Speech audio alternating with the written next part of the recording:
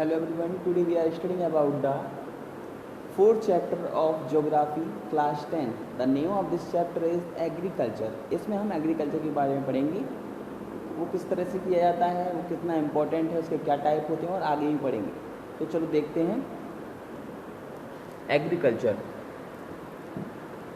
सबसे पहले हमें ये पता है कि जो हमारा इंडिया है, हमारा भारत है, वो किस तरह की कंट्री है, कृषि प्रधान देश है ना. उसमें बहुत इम्पोर्टेंट है खेती की, कृषि की, क्योंकि यहाँ की 60% जो पॉपुलेशन है, अधिकतर पॉपुलेशन जो है वो क्या करती है, खेती करती है, एग्रीकल्चर से ही अपना काम चलाती है. अपना जो भी उनका खर्च होता है या फिर उनका डेली रूटीन में जितना भी खर्च हो रहा है ना, उनका बच्चों का पालन पोषण करना हुआ या कुछ भी हुआ, वो सारा जो है वो खेती से ही काम चलाते हैं. और इसलिए भी कृषि प्रधान है क्योंकि जितनी भी इंडस्ट्रीज़ हैं, कुछ भी, उनको रॉ मटेरियल कौन देता है, एग्रीकल्चर देता है. तो ना एग्रीकल्चर ही इम्पोर्टेंट है. अब देखिए इसकी जो फर्स्ट हेडिंग है, मैंने आपको बताया है टाइप्स ऑफ फार्मिंग, है ना. तो इंट्रोडक्शन में आपको ऑलरेडी दे चुका हूँ. टाइप्स ऑफ फार्मिंग में प्राइमेटिव सब्सटेंस फार्मिंग होती है ना, जूमिंग होती है, इंटेंसिव सब्सटेंस फार्मिंग होती है और कमर्शियल फार्मिंग भी होती है. तो अब ये किस तरह की फार्मिंग है मैं आपको बता रहा हूँ. सबसे पहला है आपका प्राइमेटिव सब्सटेंस फार्मिंग. तो इसका मतलब क्या है, ये सबसे प्रधान, इसको बताया, सबसे पहली जो फार्मिंग होती है. This type of farming is still practice in few pocket of India. Primary substance agriculture in practice on small patches. मतलब जिसके पास कम ज़मीन होती है, कम भूमि होती है, तो ऐसी फार्मिंग क्या होती है, जो पुराने तौर तरीके होते हैं, हल होता है ना, हल चला के पुराने तौर तरीक़ों से खेती की जाती है. यहाँ पे कम भूमि होती है और उनके घर के लोग ही उसमें खेती में काम करते हैं. कोई बाहर का खेती करने के लिए नहीं आता, ना ही वो कोई मजदूर लगाते हैं. सेकंड है आपका इसमें जूमिंग. जैसे कि हम 9th क्लास में पढ़ चुके थे आप जूमिंग कल्टीवेशन के बारे में, है ना, जहाँ पे हम क्या करते हैं, एक बार कोई फसल उगा ली, फिर उसमें उसको आग लगा देते हैं. उसको कटिंग करने के बाद उसमें आग लगा दी, वो उसके बाद उस ज़मीन को छोड़ दिया जाता है कुछ दिनों के लिए, फिर हम दूसरी जगह जाकर खेती करते हैं. तो उसको हम जूमिंग कल्टीवेशन कहते हैं, है ना.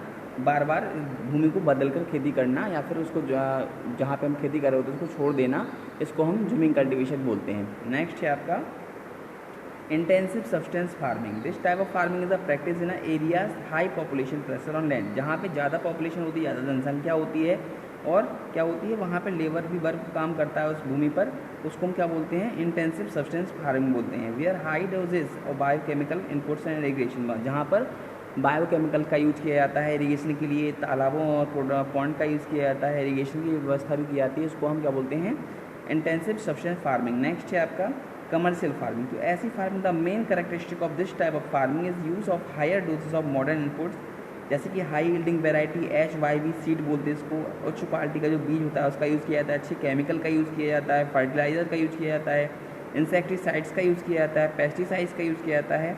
काय के लिए, अच्छी फसल को, मतलब ज़्यादा प्रोडक्शन करने के लिए इन सब का यूज़ किया जाता है. उसको हम क्या बोलते हैं, कमर्शियल फार्मिंग बोलते हैं. मतलब जिसमें ज़्यादा प्रॉफिट देखा जाए उसको हम कमर्शियल फार्मिंग बोलते हैं. तो ये हो गई आपकी type of farming. Next heading आपकी क्रॉपिंग पैटर्न. क्रॉपिंग पैटर्न कैसा होना चाहिए, you have studied the physical diversity and plurality of the culture India. हमें पता है कि हमारा जो भारत है वो डाइवर्सिटी का देश है. मतलब इंडिया इज़ द डाइवर्सिटी, मतलब एक विभिन्नता, एकता विभिन्नता का देश है, जहाँ पे कई प्रकार की भूमियाँ पाई जाती हैं ना. तो उस भूमि के और वहाँ की जलवायु के अकॉर्डिंग ही हम खेती करते हैं. तो उसका क्रॉपिंग पैटर्न जो है सब जगह का अलग अलग होता है. Various type of food and fibre crops, vegetables and fruits species and spices and condiments, ये सब हम अलग अलग तरीके से उगाते हैं. यहाँ पे 3 तरह की फसल होती है जिसमें बताया गया रबी, खरीफ एंड जैद.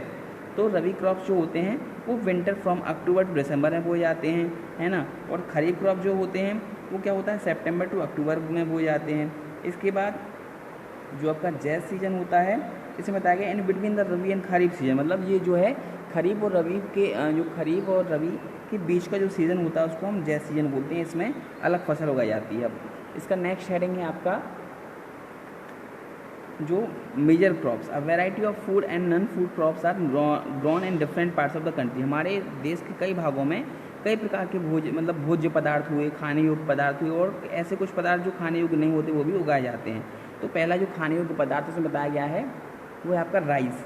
राइस जो है इसको स्टेपल फूड कहा गया है ना. ये मुख्य भोजन है भारत का.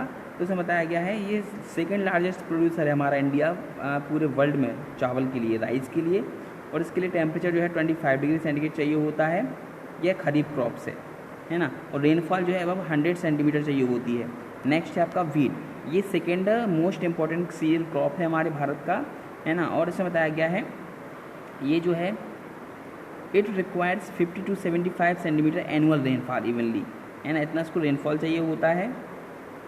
और ये जो है there are 2 important wheat growing zones in the country, the Ganga Sutlej plains in the north west and black soil region of the Deccan, है ना। इस तरह से नेक्स्ट है आपका millets, jowar bajra and ragi are the important millets grown in India. ये important millets हैं हमारे इंडिया में जो उगाए जाते हैं। इसमें क्या क्या होता है, is it very rich in iron, calcium, other micro nutrients and roughage, ये सब इसमें पाया जाता है। और ये जो है मेजर ज्वार प्रोड्यूशन स्टेट जो है वो है महाराष्ट्र, कर्नाटका, आंध्र प्रदेश एंड मध्य प्रदेश, ये सब हैं।